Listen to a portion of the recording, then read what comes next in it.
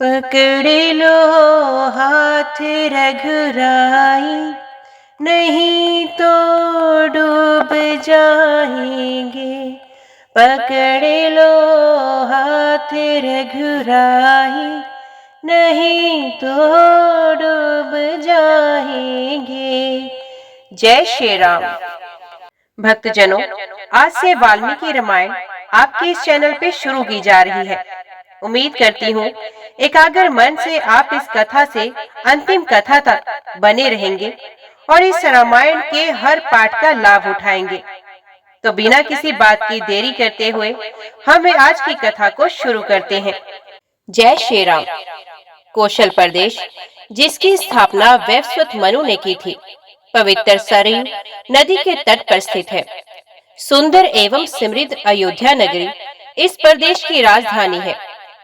वैवस्वत मनु के वंश में अनेक शूरवीर, पराक्रमी, प्रतिभाशाली तथा यशस्वी राजा हुए, जिनमें से राजा दशरथ भी एक थे। राजा दशरथ वेदों के मर्मज्ञ, धर्मपरायण, दयालु, रणकुशल और प्रजापालक थे। उनके राज्य में प्रजा कष्ट रहित, सत्यनिष्ठ एवं ईश्वर भक्त थी। उनके राज्य में किसी का किसी से भी कोई द्वेष भाव नहीं था।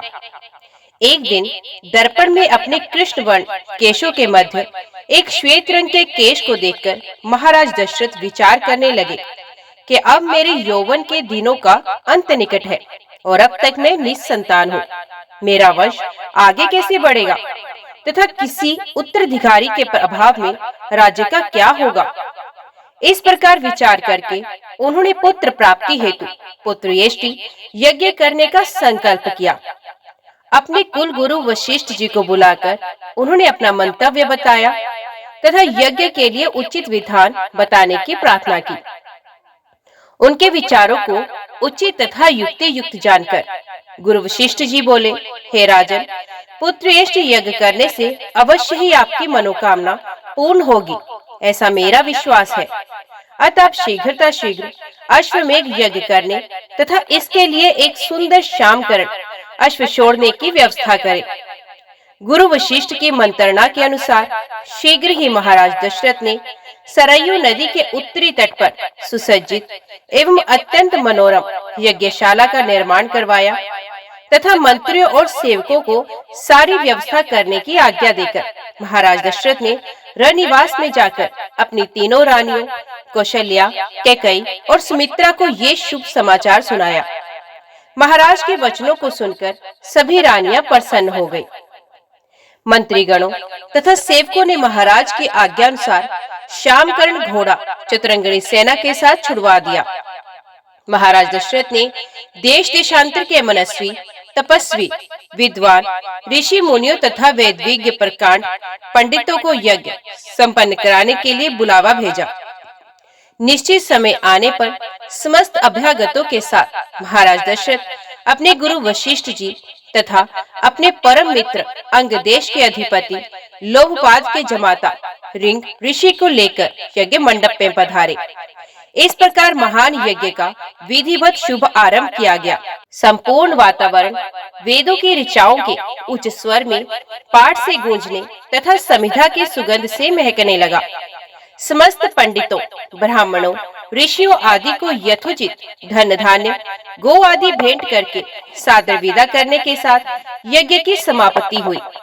राजा दशरथ ने यज्ञ के प्रसाद चिरा को अपने महल में ले जाकर अपनी तीनों रानियों में वितरित कर दिया। प्रसाद ग्रहण करने के परिणाम स्वरूप परमपिता परमात्मा की कृपा से तीनों रानियों ने गर्भ धारण किया। जब चैत्र मास के शुक्ल पक्ष की नवमी तिथि को पुनर्वसु नक्षत्र में सूर्य, मंगल, शनि, बृहस्पति तथा शुक्र अपने अपने उच्च स्थानों में विराजमान थे। कर्क लगन का उदय होते ही महाराज दशरथ की बड़ी रानी कौशल्या के गर्भ से एक शिशु का जन्म हुआ, जो कि श्याम वर्ण, अत्यंत तेजोमय, परम कांतिवान तथा अद्भुत सौंदर्यशाली था। उस शिशु को देखने वाले ठगे से रह जाते थे।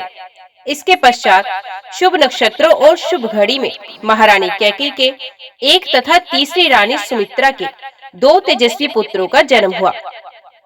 संपूर्ण राज्य में आनंद मनाया जाने लगा। महाराज के 4 पुत्रों के जन्म के उल्लास में गंधर्व गान करने लगे और अप्सराएं नाचने लगी। देवता अपने विमानों में बैठकर पुष्प वर्षा करने लगे। महाराज ने उन्मुक्त हस्त से राजद्वार पर आए हुए भाट चारण तथा आशीर्वाद देने वाले ब्राह्मणों और याचकों को दान दक्षिणा दी। पुरस्कार में प्रजाजनों को धन धान्य तथा दरबारियों को रत्नाभूषण तथा उपाधियां प्रदान की गई। चारों पुत्रों का नामकरण संस्कार महर्षि वशिष्ठ जी के द्वारा कराया गया तथा उनके नाम रामचंद्र, भरत, लक्ष्मण और शत्रुघ्न रखे गए। आयु बढ़ने के साथ ही रामचंद्र के गुणों में भी अपने भाइयों से आगे बढ़ने तथा प्रजा में अत्यंत लोकप्रिय होने लगे। उनमें अत्यंत विलक्षण प्रतिभा भी थी, जिसके परिणाम स्वरूप अल्पकाल में ही वे समस्त विषयों में पारंगत हो गए। उन्हें सभी प्रकार के अस्त्र शस्त्रों को चलाने तथा हाथी, घोड़े एवं सभी प्रकार के वाहनों की सवारी में उन्हें असाधारण निपुणता प्राप्त हो गई। वे निरंतर माता पिता और गुरुजनों की सेवा में लगे रहते। उनका अनुसरण शेष 3 भाई भी करते थे। गुरुजनों के प्रति जितनी श्रद्धा भक्ति इन चारों भाइयों में थी, उतना ही उनमें परस्पर प्रेम और सौहार्द भी था। महाराज दशरथ का हृदय अपने चारों पुत्रों को देखकर गर्व और आनंद से भर उठता था। अयोध्यापति महाराज दशरथ के दरबार में यथोचित आसन पर गुरु वशिष्ठ, मंत्रीगण और दरबारीगण बैठे थे। अयोध्या नरेश ने गुरु वशिष्ठ से कहा, हे गुरुदेव, जीवन तो क्षणभंगुर है और मैं वृद्धावस्था की ओर अग्रसर होते जा रहा हूँ। राम, भरत, लक्ष्मण और शत्रुघ्न चारों ही राजकुमार अब वयस्क भी हो चुके हैं।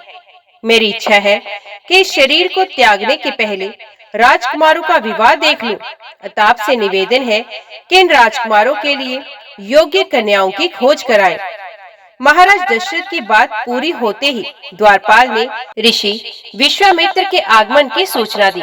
स्वयं राजा दशरथ ने द्वार तक जाकर विश्वामित्र की अभ्यर्थना की और आदर पूर्वक उन्हें दरबार के अंदर ले आए तथा गुरु वशिष्ठ जी के पास ही आसन देकर उनका यथोचित सत्कार किया। कुशल क्षेम पूछने के पश्चात राजा दशरथ ने विनम्र वाणी से ऋषि विश्वामित्र से कहा, हे मुनिश्रेष्ठ, आपके दर्शन से मैं कृतार्थ हुआ तथा आपके चरणों की पवित्र धूलि से ये राज दरबार और संपूर्ण अयोध्या पूरी धन्य हो गई। अब कृपा करके आप अपने आने का प्रयोजन बताइए। किसी भी प्रकार की आपकी सेवा करके मैं स्वयं को अत्यंत भाग्यशाली समझूंगा। राजा के विनय पूर्ण वचनों को सुनकर मुनि विश्वामित्र बोले, हे राजन, आपने अपने कुल की मर्यादा के अनुरूप ही वचन कहे हैं। इक्ष्वाकु वंश के राजाओं की श्रद्धा भक्ति गो, ब्राह्मण और ऋषि मुनियों के प्रति सदैव ही रही है। मैं आपके पास एक विशेष प्रयोजन से आया हूँ। समझिए कि कुछ मांगने के लिए आया हूँ। यदि आप मुझे वांछित वस्तु देने का वचन दें, तो मैं अपनी मांग आपके सामने प्रस्तुत करूं। आपके वचन ना देने की दशा में मैं बिना कुछ मांगे ही वापस लौट जाऊंगा। महाराज दशरथ ने कहा, हे ब्रह्म ऋषि, आप निसंकोच अपनी मांग रखें। संपूर्ण विश्व जानता है कि रघुकुल के राजाओं का वचन ही उनकी प्रतिज्ञा होती है। आप मांगे तो मैं अपना शीश काटकर भी आपके चरणों में रख सकता हूँ। इनके वचनों से आश्वस्त ऋषि विश्वामित्र बोले, राजन, मैं अपने आश्रम में एक यज्ञ कर रहा हूँ। इस यज्ञ के पूर्ण आहुति के समय मारीच और सुबाहु नाम के 2 राक्षस आकर रक्त, मांस आदि अपवित्र वस्तुएं यज्ञ वेदी में फेंक देते हैं। इस प्रकार यज्ञ पूर्ण नहीं हो पाता। ऐसा वे अनेक बार कर चुके हैं। मैं उन्हें अपने तेज से शाप देकर नष्ट भी नहीं कर सकता, क्योंकि यज्ञ करते समय क्रोध करना वर्जित है। मैं जानता हूँ कि आप मर्यादा का पालन करने वाले ऋषि मुनियों के हितैषी एवं प्रजा वत्सल राजा है। मैं आपसे आपके ज्येष्ठ पुत्र राम को मांगने के लिए आया हूँ, ताकि वे मेरे साथ जाकर राक्षसों से मेरे यज्ञ की रक्षा कर सके और मेरा यज्ञ अनुष्ठान निर्विघ्न पूरा हो सके। मुझे पता है कि राम आसानी के साथ उन दोनों का संहार कर सकते हैं। अतः केवल 10 दिनों के लिए राम को मुझे दे दीजिए। कार्य पूर्ण होते ही मैं उन्हें सकुशल आपके पास वापस पहुंचा दूंगा। विश्वामित्र की बात सुनकर राजा दशरथ को अत्यंत विषाद हुआ ऐसा लगने लगा कि अभी वे मूर्छित हो जाएंगे। फिर स्वयं को संभाल कर उन्होंने कहा, मुनिवर, राम अभी बालक है। राक्षसों का सामना करना उसके लिए संभव नहीं होगा। आपके यज्ञ की रक्षा करने के लिए मैं स्वयं ही जाने को तैयार हूँ। विश्वामित्र बोले, राजन, आप तनिक भी संदेह न करें कि राम उनका सामना नहीं कर सकते। मैंने अपने योग बल से उनकी शक्तियों का अनुमान लगा लिया है। आप निश्चिंत होकर राम को मेरे साथ भेज दीजिए। इस पर राजा दशरथ ने उत्तर दिया, हे मुनिश्रेष्ठ, राम ने अभी तक किसी राक्षस के माया प्रपंचों को नहीं देखा और उसे इस प्रकार के युद्ध का अनुभव भी नहीं है। जब से उसने जन्म लिया है, मैंने उसे अपनी आंखों के सामने से कभी ओझल भी नहीं होने दिया। उसके वियोग से मेरे प्राण निकल जाएंगे। आपसे विनय है कि कृपा करके मुझे ससैन्य चलने की आज्ञा दे। पुत्र मोह से ग्रसित होकर राजा दशरथ को अपनी प्रतिज्ञा से विचलित होते देख ऋषि विश्वामित्र आवेश में आ गए। उन्होंने कहा, राजन, मैं नहीं जानता था कि रघुकुल में अब प्रतिज्ञा पालन करने की परंपरा समाप्त हो गई है। यदि जानता होता तो मैं कदापि नहीं आता। लो, मैं अब चला जाता हूँ। बात समाप्त होते होते उनका मुख क्रोध से लाल हो गया। विश्वामित्र को इस प्रकार क्रुद्ध होते देख कर दरबारी एवं मंत्रीगण भयभीत हो गए और किसी प्रकार के अनिष्ट की कल्पना से वे कांप उठे। गुरु वशिष्ठ ने राजा को समझाया, हे राजन, पुत्र मोह में ग्रसित होकर रघुकुल की मर्यादा, प्रतिज्ञा पालन और सत्यनिष्ठा को कलंकित मत कीजिए।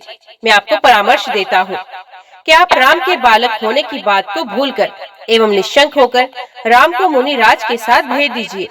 महामुनि अत्यंत विद्वान, नीति निपुण और अस्त्र शस्त्र के ज्ञाता है। मुनिवर के साथ जाने से राम का किसी प्रकार से भी अहित नहीं हो सकता। उल्टे वे इनके साथ रहकर शस्त्र और शास्त्र विद्याओं में अत्यधिक निपुण हो जाएंगे तथा उनका कल्याण ही होगा। गुरु वशिष्ठ के वचनों से आश्वस्त होकर राजा दशरथ ने राम को बुलाया। राम के साथ साथ लक्ष्मण भी आ गए। राजा दशरथ ने राम को ऋषि विश्वामित्र के साथ जाने की आज्ञा दी। पिता की आज्ञा शिरोधार्य करके राम के मुनिवर के साथ जाने के लिए तैयार हो जाने पर लक्ष्मण ने भी ऋषि विश्वामित्र से के साथ चलने के लिए प्रार्थना की और अपने पिता से भी राम के साथ जाने के लिए अनुमति मांगी। अनुमति मिल जाने पर राम और लक्ष्मण सभी गुरुजनों से आशीर्वाद लेकर ऋषि विश्वामित्र के साथ चल पड़े। समस्त अयोध्या वासियों ने देख के मंद धीर गति से जाते हुए मुनिशेष विश्वामित्र के पीछे पीछे कंधों पर धनुष और तरकस के बाण रखे दोनों भाई राम और लक्ष्मण ऐसे लग रहे थे मानो ब्रह्मा जी के पीछे दोनों अश्विनी कुमार चले जा रहे हो। अद्भुत कांति से युक्त दोनों भाई गोह की त्वचा से बने दस्ताने पहने हुए थे। हाथों में धनुष और कट में तीक्ष्ण धार वाली कृपाणें शोभायमान थी। ऐसा प्रतीत होता था मानो स्वयं शौर्य ही शरीर धारण करके चले जा रहे हो। लता विटपों के मध्य से होते हुए 6 कोस लंबा मार्ग पार करके वे पवित्र सरयू नदी के तट पर पहुंचे। मुनि विश्वामित्र ने स्नेह युक्त मधुरवाणी में कहा, हे वत्स, अब तुम लोग सरयू के पवित्र जल से आचमन स्नान आदि करके अपनी थकान दूर कर लो, फिर मैं तुम्हें प्रशिक्षण दूंगा। सर्वप्रथम मैं तुम्हें बला और अति बला नामक विद्याएं सिखाऊंगा। इन विद्याओं के विषय में राम के द्वारा जिज्ञासा प्रकट करने पर ऋषि विश्वामित्र ने बताया, ये दोनों ही विद्याएं असाधारण है। इन विद्याओं में पारंगत व्यक्तियों की गिनती संसार के श्रेष्ठ पुरुषों में होती है। विद्वानों ने इन्हें समस्त विद्याओं की जननी बताया है। इन विद्याओं को प्राप्त करके तुम भूख और प्यास पर विजय पा जाओगे। इन तेजों में विद्याओं की सृष्टि स्वयं ब्रह्मा जी ने की है। इन विद्याओं को पाने का अधिकारी समझकर मैं तुम्हें इन्हें प्रदान कर रहा हूँ। राम और लक्ष्मण के स्नान आदि से निवृत्त होने के पश्चात विश्वामित्र जी ने उन्हें इन विद्याओं की दीक्षा दी। इन विद्याओं के प्राप्त हो जाने पर उनके मुखमंडल पर अद्भुत कांति आ गई। तीनों ने सरयू तट पर ही विश्राम किया। गुरु की सेवा करने के पश्चात दोनों भाई तृण शैयाओं पर सो गए। दूसरे दिन ब्रह्म मुहूर्त में निद्रा त्याग कर मुनि विश्वामित्र तृण शैयाओं पर विश्राम करते हुए राम और लक्ष्मण के पास जाकर बोले, हे राम, हे लक्ष्मण, जागो, रात्रि समाप्त हो गई है। कुछ ही काल में प्राची में भगवान भुवन भास्कर उदित होने वाले हैं। जिस प्रकार वे अंधकार का नाश कर समस्त दिशाओं में प्रकाश फैलाते हैं, उसी प्रकार तुम्हें भी अपने पराक्रम से राक्षसों का विनाश करना है। नित्य क्रम से निर्भीक हो संध्या उपासना करो, अग्निहोत्र आदि से देवताओं को प्रसन्न करो, आलस्य को त्यागो और शीघ्र उठ जाओ, क्योंकि अब सोने का समय नहीं है।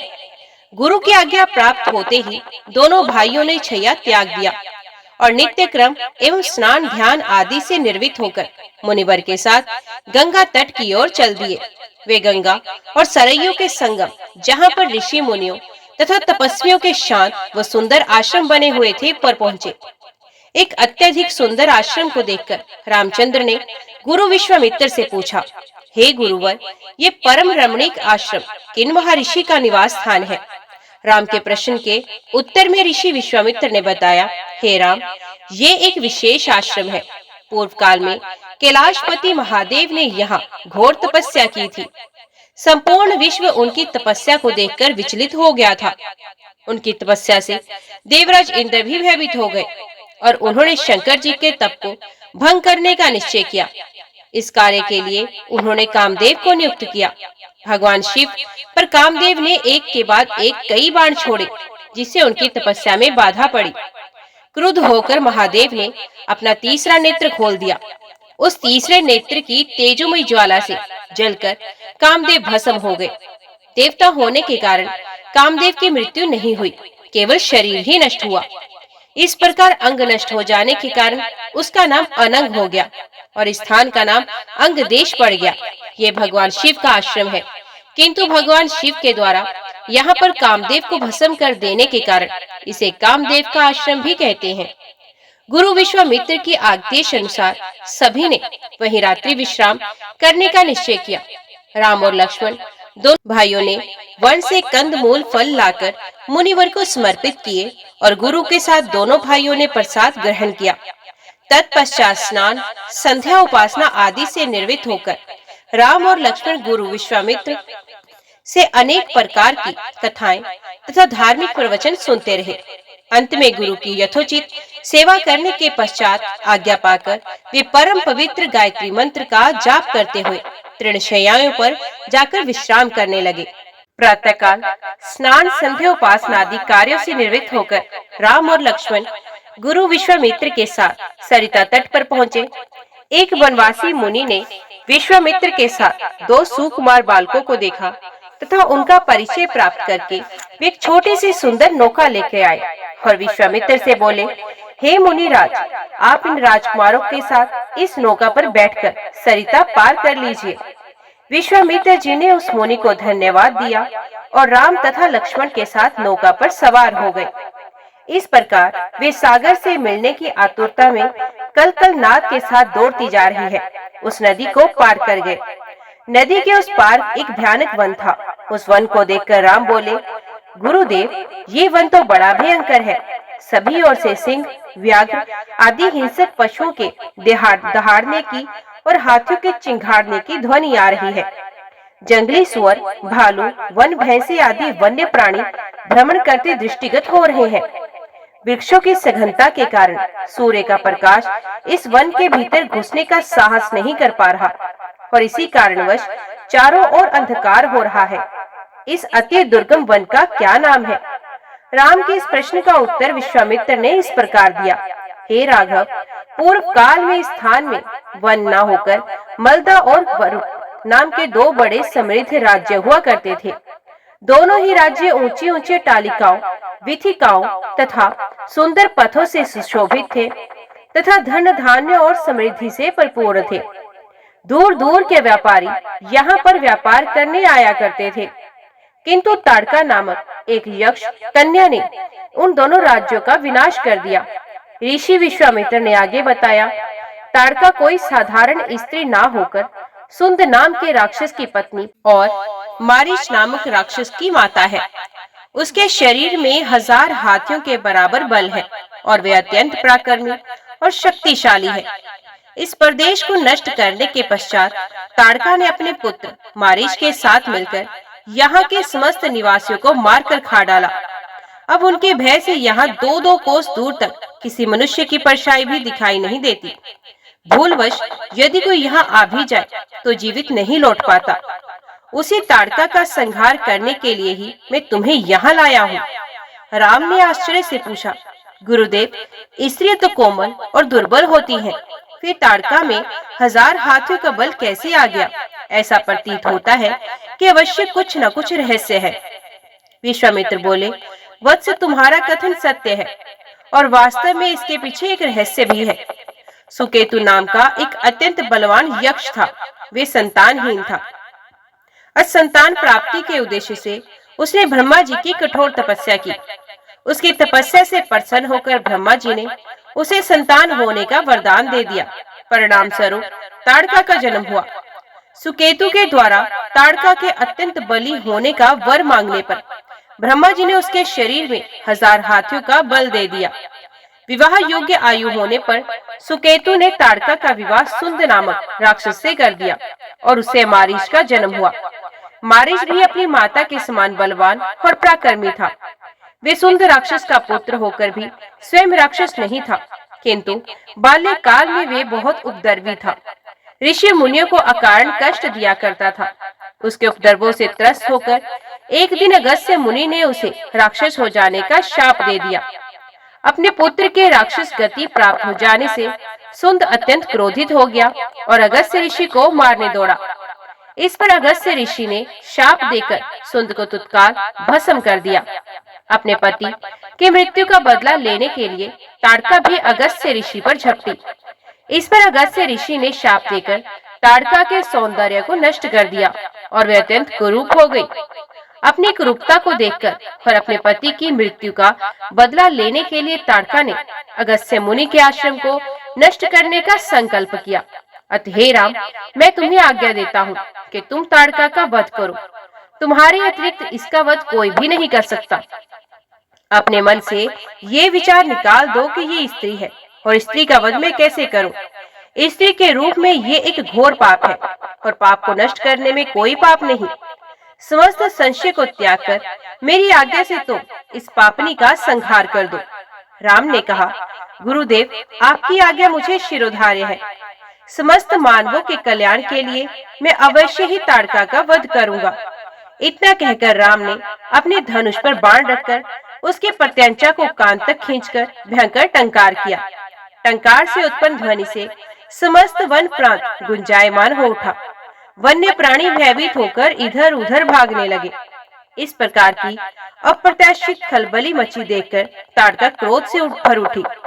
धनुष ताने राम को देखते ही इस विचार से कि कोई अपरिचित कुमार उसके साम्राज्य पर आधिपत्य करना चाहता है, वे क्रोध से पागल हो गई। राम पर आक्रमण करने के लिए वे तीव्र गति से उन पर झपटी। ताड़का को अपनी ओर आते देख राम ने लक्ष्मण से कहा, हे सौमित्र, ताड़का के वृक्ष जैसी विशाल और विकराल मुख वाली इस राक्षसी का शरीर कितना कुरूप है। इसकी मुख मुद्रा देखकर ही प्रतीत होता है ये बड़ी हिंसक है और निरीह प्राणियों की हत्या करके उनका रक्तपान करने में इसे बहुत आनंद आता है। तुम एक तरफ सावधान होकर खड़े हो जाओ और देखो कि कैसे इसे मैं अभी यमलोक भेजता हूँ। विकराल देह धारिणी ताड़का अपने बड़े बड़े दांत चमकाती, भुजाओं को फैलाए हुए द्रुतगामी बिजली की तरह राम और लक्ष्मण पर अत्यंत तीव्रता के साथ झपटी। राम इस भयंकर आक्रमण के लिए पहले से ही तत्पर थे। उन्होंने तीक्ष्ण बाण चलाकर उसके हृदय को छलनी कर दिया। उसके वक्षस्थल में गरम गरम रक्त की धारा प्रवाहित हो उठी। वे आक्रमण करने के लिए पुनः टूट पड़े।